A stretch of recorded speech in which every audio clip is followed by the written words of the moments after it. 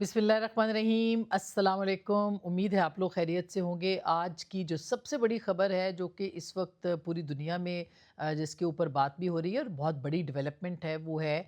Field marshal کا Tehran جانا، اور اس کے ساتھ ساتھ وزیر اعظم کا سعودی عرب جانا، اور چاروں ملکوں کا دورہ ایک بڑے کلب کی، ایک بڑے بلاک کی جو ہے وہ تیاری پاکستان کر رہا ہے۔ یہ کتنا اہم ہے، اس کے اوپر بات کریں گے۔ ناظرین، یہ گفتگو شروع کرنے سے پہلے میں صرف یہ کہنا چاہتی ہوں کہ اب سے کچھ عرصہ پہلے، یعنی تقریباً 1 سال پہلے، یعنی اپریل اگر 2025 کی بات کی جائے، کسی نے یہ سوچا بھی نہیں تھا کہ 1 سال کے اندر پاکستان وہاں کھڑا ہو جائے گا کہ وہ دنیا کے فیصلے کر رہا ہوگا۔ یہ بات اگر کوئی کہتا بھی تھا تو ایک مذاق کی صورت لگتا تھا، یا ایک غیر یقینی اور ایک بہت ہی مبالغہ آرائی دکھائی دیتی تھی کہ بھئی یہ کیسے ممکن ہے کہ پاکستان جو ہے وہ کوئی عالمی فیصلے کرے۔ ہم سنتے تھے مختلف، ہم جوتشی یا جو ستاروں کی چال بتانے والے، وہ سب یہ بات کہتے تھے کہ پاکستان جو ہے وہ عالمی فیصلے کرے گا۔ صرف 1 سال کے اندر اندر پاکستان وہاں پہ کھڑا ہے جہاں پہ وہ واقعی عالمی فیصلے کر رہا ہے۔ اور یہ میں بہت آپٹمسٹ ہو کے بات کر رہی ہوں، لیکن میں ایگزیجریٹ بالکل نہیں کر رہی، میں کوئی مبالغہ آرائی کے ساتھ کام نہیں لے رہی کہ اس وقت جب کہ دنیا کے فیصلے پاکستان کے اندر ہو رہے ہیں، دوسرے راؤنڈ کی جو ٹاکس ہیں اس کی طرف پوری دنیا ایک دفعہ پھر دیکھ رہی ہے، اور اسلام آباد ایک دفعہ پھر محور اور مرکز بن چکا ہے۔ فیلڈ مارشل کا تہران جانا اس قدر اہم ہے کہ اس کو پوری دنیا رپورٹ کرے۔ کوئی یہ سوچ نہیں سکتا تھا کہ اس وقت جب کہ اسرائیل کے حملے ہیں، سپوائلر کا کردار اسرائیل ادا کر رہا ہے، اور اس کے شر سے کوئی محفوظ نہیں ہے، پاکستان اتنے بولڈ فیصلے لے گا۔ اور یعنی ایک یہ رسک لینا کہ امریکہ اور ایران کو ایک ایسے وقت میں جب کہ دنیا تیسری عالمی جنگ کے دھانے پر کھڑی تھی، ان کو ایک پلیٹ فارم پہ لا کے کھڑا کرنا، ان کو ایک میز پہ بٹھانا، یہ ناممکن تھا، جس کو کہ پاکستان نے ممکن بنایا۔ اس سے اگلے مرحلے میں اب ایک اور رسک پاکستان لینے جا رہا ہے، اور میرا خیال ہے اس کا کریڈٹ فیلڈ مارشل کو اگر نہ دیا جائے تو بہت یہ نامناسب ہوگا کہ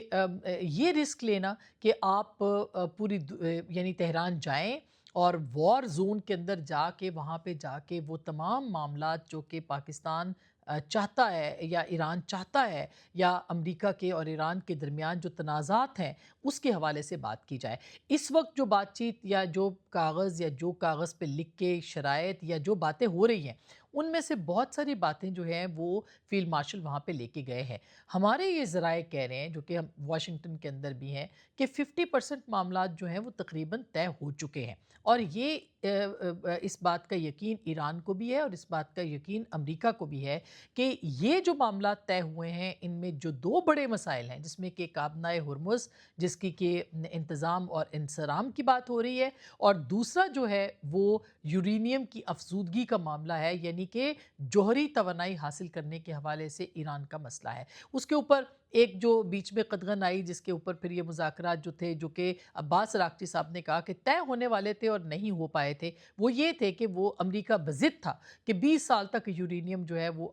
ایران جو ہے وہ اس کی افزودگی نہیں کرے گا، اور ایران تھا کہ وہ کہہ رہا تھا کہ 5 سال تک جو ہے اس کی افزودگی نہیں ہوگی۔ پاکستان کا کیا کردار ہے؟ اب میری یہاں پر انفارمیشن نہیں ہے، میری اسیسمنٹ ہے۔ پاکستان یہ چاہتا ہے کہ کسی طریقے سے یہ جنگ رک جائے، اس جنگ کا آگے بڑھنا، اور اس جنگ میں جس میں کہ ابھی تک ایران فتح یاب ہے اور ایران کا اپر ہینڈ ہے، اگر ایران اس سے آگے جنگ میں جاتا ہے تو اس کے لیے زیادہ تباہی ہوگی، اور یہ پانسا اس کے خلاف بھی پلٹ سکتا ہے۔ لہٰذا پاکستان ایران کو یہ سمجھا رہا ہے کہ آپ کے لیے یہ بہترین موقع ہے کہ ایک ڈیل کے اوپر آپ پہنچیں، ایک بریدنگ سپیس لیں، ری بلڈنگ کا وقت لیں، ایران کی اور تہران کی، ایران کی جو وہاں پر شکستگی ہے، یا یعنی وہاں پہ جو ایک انفراسٹرکچر تباہ ہوا ہے، اس کو آپ ٹھیک کریں، آگے کی طرف دیکھیں، اور اگر اس کے بدلے میں ایران کے اوپر سے پابندیاں ہٹتی ہیں، ان کے اوپر سے جو ان کے معاملات ٹھیک ہوتے ہیں، ان کے جو منجمد اثاثے ہیں وہ ڈی فریز ہوتے ہیں، تو ایران کے لیے اس سے بہتر کوئی اپرچونٹی نہیں ہوگی کہ وہ ابھی ایک ملٹری پاور کے طور پر تو اس ریجن میں ابھر کے سامنے آیا ہے، لیکن اس کے ساتھ ساتھ ایک جو ایک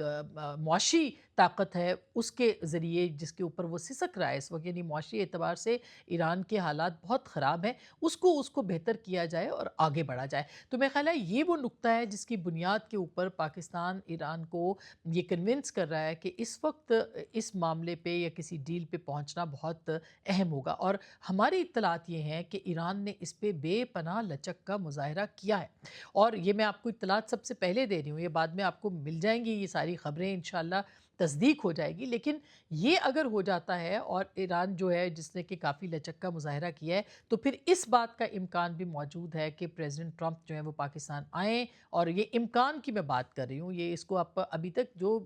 زیر بحث ہے یا جس کے اوپر غور کیا جا رہا ہے میں اس کی بات کر رہی ہوں، آگے کل کو جو فیصلہ ہوگا وہ ایک اور صورت ہوگی، لیکن ٹرمپ اس بات کا امکان ہے کہ پریزیڈنٹ ٹرمپ جو ہے وہ پاکستان آئیں اور اس ڈیل کو وہ خود سائن کرنا چاہتے ہیں، اسی لیے اس ویکینڈ کے اوپر دوبارہ جے ڈی وینس، اسٹیو وٹکاف اور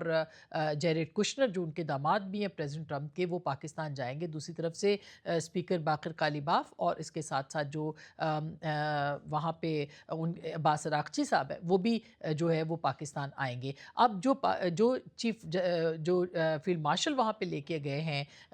نکات، ان نکات کے اوپر اگر اتفاق ہو جاتا ہے، کیونکہ پاکستان میڈیٹر ہے اس وقت جو ہے وہ پاکستان فیسیلیٹیٹر سے میڈیٹر کے رول میں آ چکا ہے، یعنی میڈیٹ کروا رہا ہے، تو پاکستان وہ ثالثی کی جو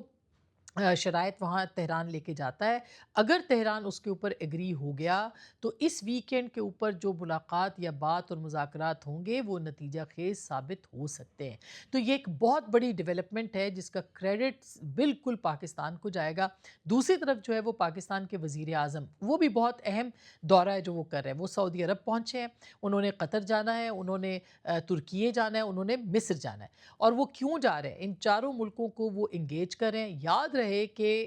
وزرائے خارجہ کا اجلاس اس میٹنگ سے پہلے جو کہ اسلام آباد کے اندر ایران اور امریکہ کے مذاکرات ہوئے تھے، اس سے پہلے اسلام آباد کے اندر چاروں وزرائے خارجہ جو تھے وہ اکٹھے ہوئے تھے، اور انہوں نے بھی ایک جو نیا بلاک ہے اس کے حوالے سے بات چیت کی تھی۔ اب اس کے اندر ایک بہت بڑی پیش رفت ہونے والی ہے۔ پاکستان کیا چاہتا ہے؟ پاکستان یہ چاہتا ہے کہ ان چاروں ملکوں کے ساتھ مل کے ایک ایسا بلاک بنایا جائے جو کہ پوسٹ وار یعنی جنگ کے بعد جو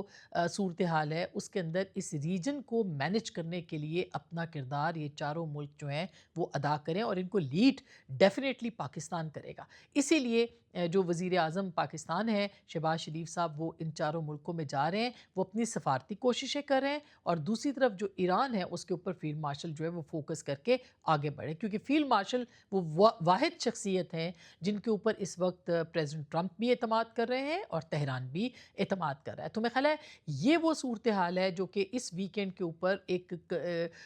پازیٹیو اور مثبت انداز میں آگے بڑھ سکتی ہے، اور اس کا نتیجہ یہ نکلے گا کہ جب یہ جنگ ختم ہوگی تو پاکستان کا جو کردار ہے وہ اس ریجن کے اندر مزید اوپر ہوگا۔ اب میں یہاں پہ ایک اور نقطہ آپ کے سامنے رکھنا چاہتی ہوں کہ بھارت کہاں کھڑا ہے اس پوری جنگ کے اندر، اور اس سے پہلے بھارت بالکل ارریلیونٹ ہے، یعنی کہ دنیا کی تیسری بڑی معاشی طاقت، اتنی بڑی ریاست، 1.25 ارب کی آبادی، اور اس سے پہلے 1 سال پہلے انڈیا جو تھا وہ کس پوزیشن میں تھا، اور آج جو ایک پاکستان انڈیا جنگ کے بعد جو پاکستان کا رول سامنے آیا ہے کہ وہ عالمی فیصلے کر رہا ہے، وہاں پہ ہندوستان کہاں پہ کھڑا ہے؟ تو میں خیال ہے کہ اس پورے ریجن کے اندر ایک اگر کوئی طاقت ارریلیونٹ ہے تو وہ اس وقت ہندوستان ہے، اس کے علاوہ اور کوئی نہیں ہے، اور ساری نظریں اب تہران پہ ہیں جہاں پہ فیلڈ مارشل لے کے گئے ہیں کچھ نکات، اور ان نکات کے حوالے سے اب لگتا ہے کہ پیش رفت ہوگی اور کوئی مثبت نتیجہ جو ہے وہ نکل سکتا ہے۔ تو آپ ہمارے ساتھ رہیے گا، انشاءاللہ پھر آپ سے ملاقات رہے گی۔ اللہ نگہبان۔ وعلیکم